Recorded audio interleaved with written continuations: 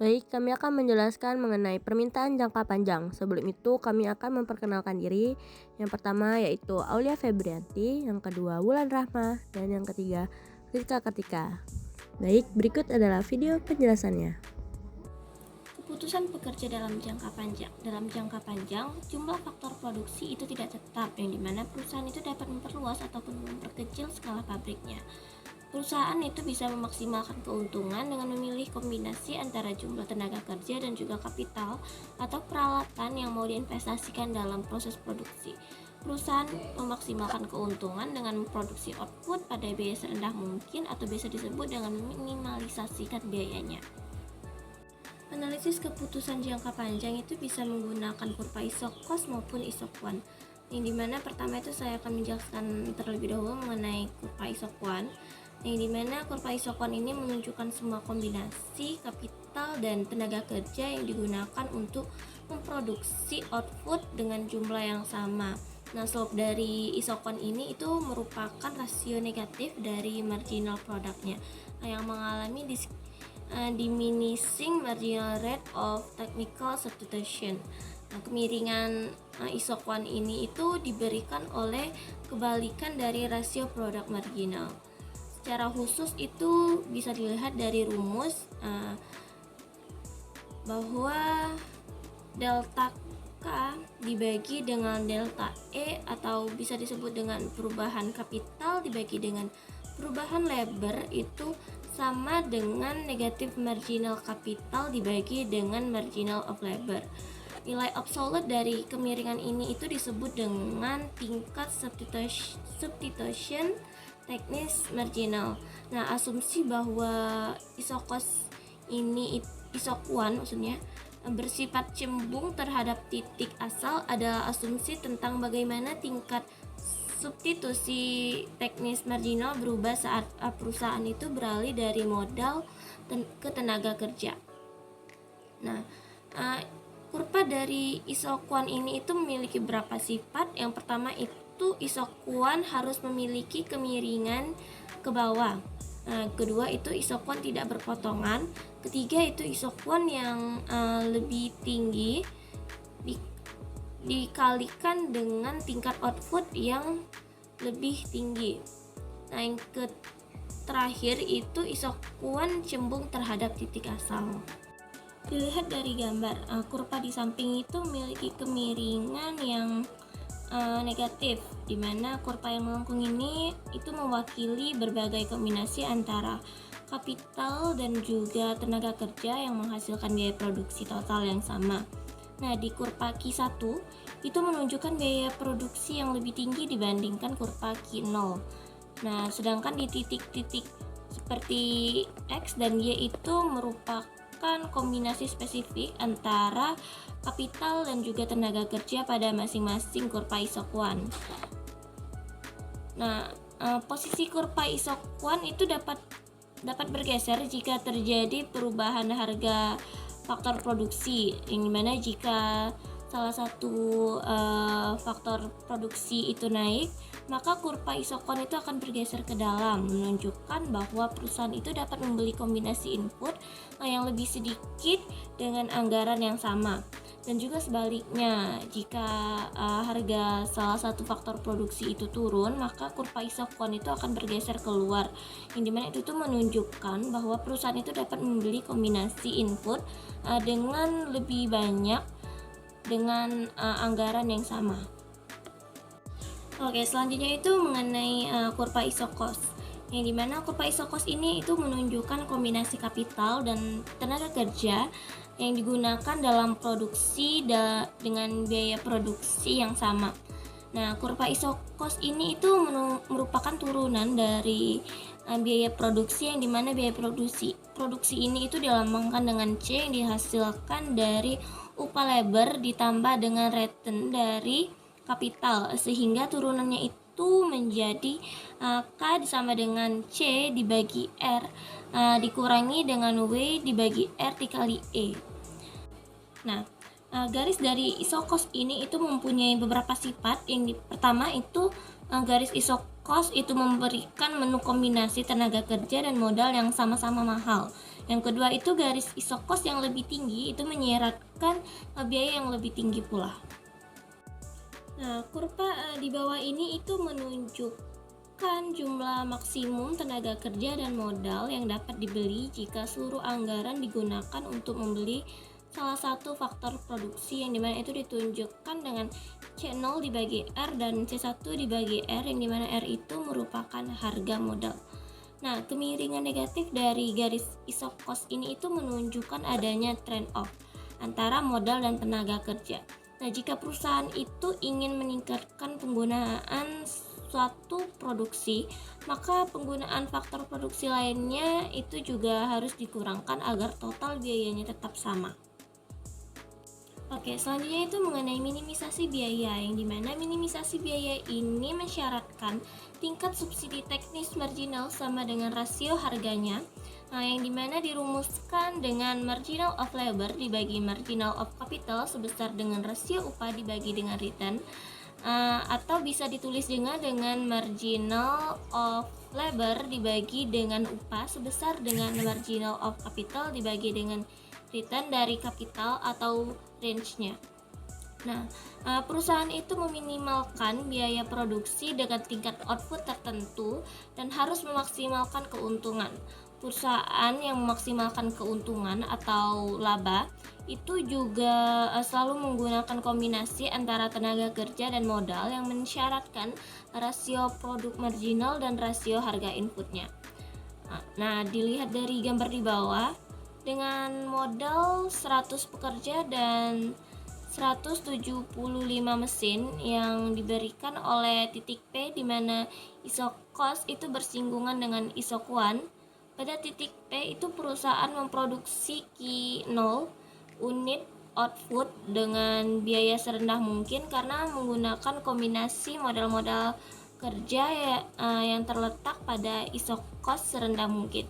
Perusahaan juga dapat memproduksi Q0 unit output menggunakan kombinasi modal tenaga kerja lainnya seperti titik A atau titik B pada ISO Quant. Namun pada titik ini itu akan lebih mahal karena penempatan perusahaan pada garis ISO Quant yang lebih tinggi dengan pengeluaran biaya. Kemiringan ISO Quant ini sama dengan ISO cost. Oke, baik, selanjutnya itu mengenai kurva permintaan jangka panjang untuk tenaga kerja. Pada kurva permintaan tenaga kerja ini mendedikasikan bahwa perusahaan itu akan merespon terhadap perubahan upah dengan asumsi jumlah kapital yang konstan. Nah, kurva dari permintaan tenaga kerja ini itu berslope downward. Kurva tersebut itu merepresentasikan bahwa penambahan seorang tenaga kerja adalah mahal dan mengubah produksi rata-rata yang pada akhirnya itu akan mengalami diminishing marginal product.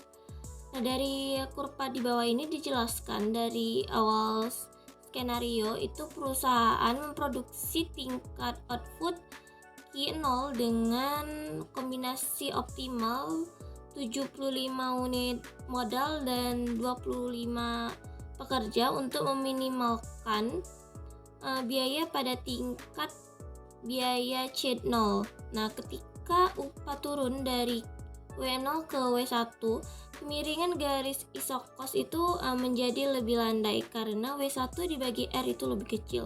Namun pada analisis rotasi garis ISO cost di sekitar titik potong C0 dan dibagi R itu adalah keliru karena ini mengasumsikan bahwa biaya tetap itu konstan di C0. Nah, dalam teori memaksimalkan laba tidak ada aturan yang mewajibi bahwa biaya tetap sama sebelum dan sesudah perubahan upah.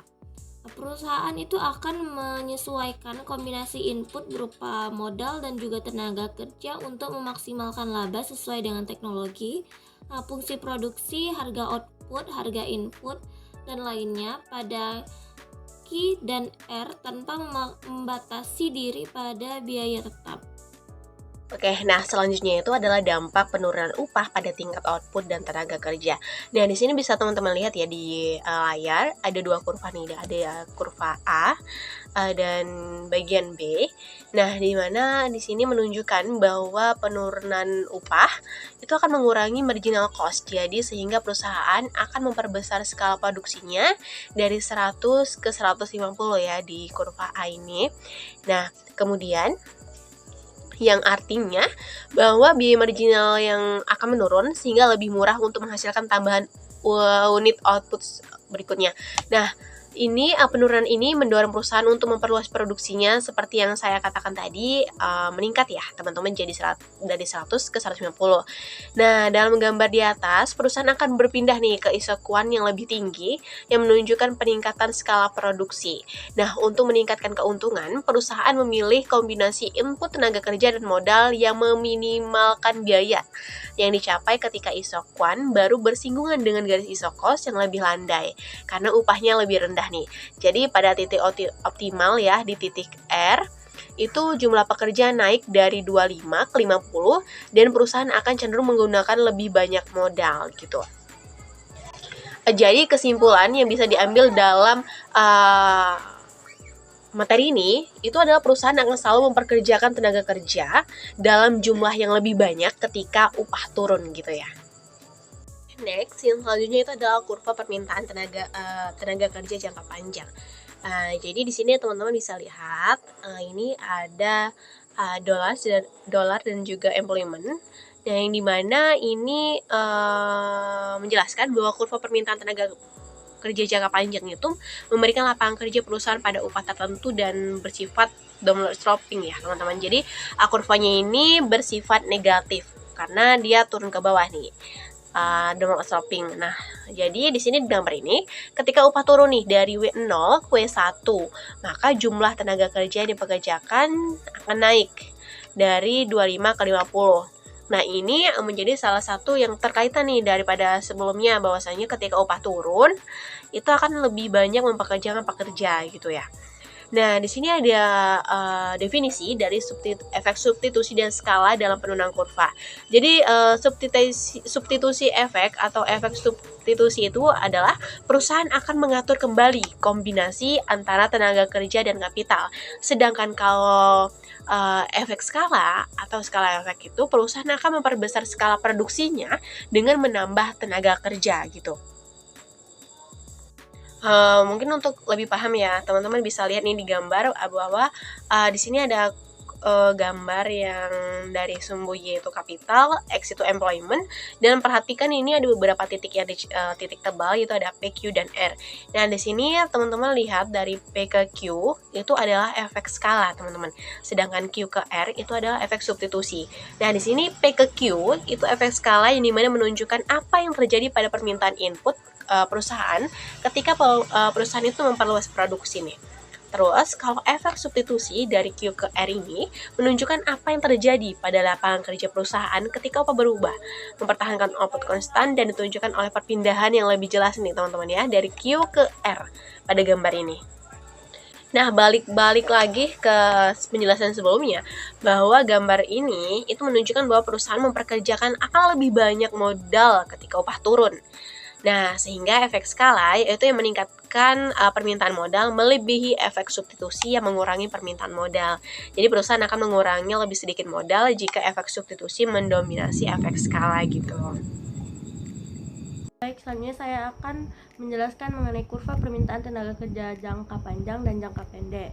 Pada kurva jangka pendek itu lebih curam karena perusahaan hanya menyesuaikan jumlah pekerja tanpa perubahan besar pada faktor produksi lainnya.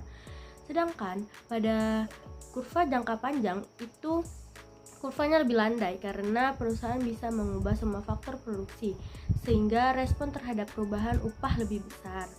Lalu dalam respon perubahan tingkat upah untuk jangka panjang itu permintaan tenaga kerja itu lebih elastis karena lebih bisa memanfaatkan semua peluang dalam perekonomian.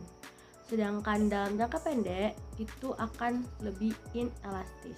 Selanjutnya yaitu elastisitas substitusi. bisa kita lihat pada gambar, pada isokuan yang berbentuk garis lurus itu adalah input tenaga kerja dan modal adalah substitusi sempurna. Kemudian, jika isokuan berbentuk sudut siku-siku seperti pada gambar B, input adalah komplement sempurna, yang artinya perusahaan harus menggunakan kombinasi input tetap dan adanya efek substitusi, karena perubahan harga input tidak mengubah kompos. Baik, selanjutnya yaitu aturan permintaan massal, yang mana permintaan tenaga kerja semakin elastis jika elastisitas substitusi semakin besar. Aturan ini mengikuti fakta bahwa ukuran efek substitusi tergantung pada kelengkungan isokuan. Semakin besar elastis substitusi, maka isokuan semakin terlihat seperti garis lurus dan semakin mirip tenaga kerja dan modal dalam proses produksi. Lalu, permintaan tenaga kerja lebih elastis jika elastisitas permintaan terhadap output lebih besar. Ketika upah naik, maka biaya produksi marginal akan meningkat. Lalu, permintaan tenaga kerja lebih elastis jika bagian tenaga kerja dalam total biaya lebih besar. Kemudian yang terakhir, permintaan tenaga kerja lebih elastis semakin besar elastis pasokan faktor produksi lainnya seperti modal, maka perusahaan dapat memperkerjakan modal sebanyak-banyak yang mereka inginkan pada harga konstan. Nah, mungkin nanti ada 2 artikel ya yang bakal kami bahas, di mana artikel yang pertama ini adalah Minimum Wage and Employment, di mana studi kasus yang dilakukan pada restoran cepat saji yaitu makanan ya di New Jersey dan juga Pennsylvania. Nah, perlu diketahui bahwasanya ini dilakukan selama 2 gelombang ya. Di gelombang pertama bisa dikatakan di awal tahun dan gelombang kedua di akhir tahun. Jadi ini nggak sekaligus dilakukannya dalam satu periode, tapi di dalam 2 waktu yang berbeda, yang dimana itu sebelum dan setelah kenaikan upah minimum. Nah, perlu diketahui bahwasanya studi kasus ini tuh menganalisis dampak kenaikan upah minimum pada 1992 itu dari $4,25 menjadi $5,5 per jam ya di New Jersey maupun di Pennsylvania Timur, yang dimana atas 410 restoran sebelum dan setelah kenaikan. Nah, dimana terdapat sebuah undang-undang nih pada tahun 1989 menaikkan upah federal dari $3,35 per jam menjadi $3,80 yang efektif. $3,80 yang efektif nih pada 1 April 1990. Nah, dimana dengan kenaikan lebih lanjut menjadi $4,25 per jam pada 1 April 1991, kemudian menjadi $5,05 per jam efektif pada 1 April 1992. Nah, di sini pilihannya itu tertuju pada industri makanan cepat saji. Itu salah satunya didorong oleh faktor bahwa toko makanan cepat saji adalah pemberi kerja utama bagi pekerja yang berupah rendah. Di mana di sini diantaranya itu ada Burger King, KFC, Red Rogers, Wendy's, dan company owner. Oke, nah ini beberapa perbandingan hasil survei gelombang 1 dan gelombang 2 ya di New Jersey dan juga Pennsylvania, itu baik dalam rata-rata penggunaan tenaga kerja, tingkat upah, jam operasional, dan lainnya di beberapa restoran cepat saji. Nah, di sini ada pada gelombang 1 dan gelombang 2 yang dimana ini bisa dilihat ya teman-teman bahwa ada rata-rata penggunaan tenaga kerja di restoran cepat saji di sebelum nih yaitu di New Jersey yang lebih rendah daripada Pennsylvania. Terus juga tingkat upah mulai penyediaannya relatif sama di kedua negara bagian ini, 4,61 dan 4,62 di Pennsylvania. Terus juga rata-rata untuk paket makanan lengkap itu lebih tinggi di New Jersey ya, yaitu sebesar $3,35 dibandingkan Pennsylvania. Terus teman-teman juga bisa lihat nih di gelombang kedua, yaitu rata-rata penggunaan tenaga kerja di restoran New Jersey itu meningkat menjadi 21,0 pekerja, sedangkan di Pennsylvania itu menurun menjadi 21,2 pekerja. Terus upah mulai rata-rata di New Jersey itu meningkat 10,8% dibandingkan dengan Pennsylvania. Terus juga proporsi pekerja penuh waktu di New Jersey itu meningkat relatif terhadap Pennsylvania, yaitu meningkat menjadi 35,9 dibandingkan Pennsylvania itu 30,4. Nah, di sini bisa disimpulkan bahwa teman-teman kalau hasil survei gelombang di atas itu menyatakan bahwasanya sebelum kenaikan upah minimum serta rata-rata tingkat penggunaan tenaga kerja di restoran cepat saji di New Jersey itu lebih rendah dari Pennsylvania. Tapi kalau setelah yaitu artinya dilakukan pada gelombang kedua, tingkat penggunaan tenaga kerja di New Jersey itu meningkat relatif daripada Pennsylvania, yang dimana ini ya sebelum membayar upahnya itu pada 4,25 per jam 4,25 jam per dolar, sedangkan di restoran yang membayar lebih dari $5 per jam itu yang tidak terkena nih, jadi tingkat penggunanya menurun. Nah, artinya berdasarkan hasil analisis data survei sebelum dan sesudah kenaikan upah minimum, tidak ditemukan bukti bahwasannya kenaikan upah minimum ini berhubungan dengan pengurangan tingkat penggunaan tenaga kerja. Sebaliknya, bahkan terjadi peningkatan relatif penggunaan tenaga kerja di New Jersey dibandingkan dengan Pennsylvania, gitu teman-teman. Baik, saya akan menjelaskan artikel yang kedua, yaitu Minimum Wages and Employment dari David Newmark I and William L. Washer. Artikel ini menyoroti dampak upah minimum terhadap ketenagakerjaan dengan perspektif teori ketenagakerjaan yang komprehensif. Artikel ini mendalami bagaimana kebijakan upah minimum yang awalnya bertujuan melindungi pekerja berupah rendah justru dapat memiliki efek samping yang merugikan pasar tenaga kerja, terutama bagi pekerja dengan keterampilan rendah dan para remaja yang baru memasuki pasar kerja. Berdasarkan teori permintaan dan penawaran tenaga kerja, peningkatan upah minimum dapat mempengaruhi keseimbangan pasar dengan mengurangi permintaan tenaga kerja dari perusahaan. Jadi, bisa kita simpulkan bahwa artikel ini menggarisbawahi literatur mendukung hipotesis disemployment, yaitu bahwa kenaikan upah minimum memiliki efek negatif pada ketenagakerjaan, terutama bagi kelompok pekerja muda dan kurang terampil yang lebih sensitif terhadap perubahan upah. Hal ini sejalan dengan teori ketenagakerjaan yang berasumsi bahwa ketika biaya tenaga kerja naik, maka perusahaan akan melakukan penyesuaian dengan mengurangi jumlah pekerja atau menggantikannya dengan teknologi atau pekerja yang lebih terampil.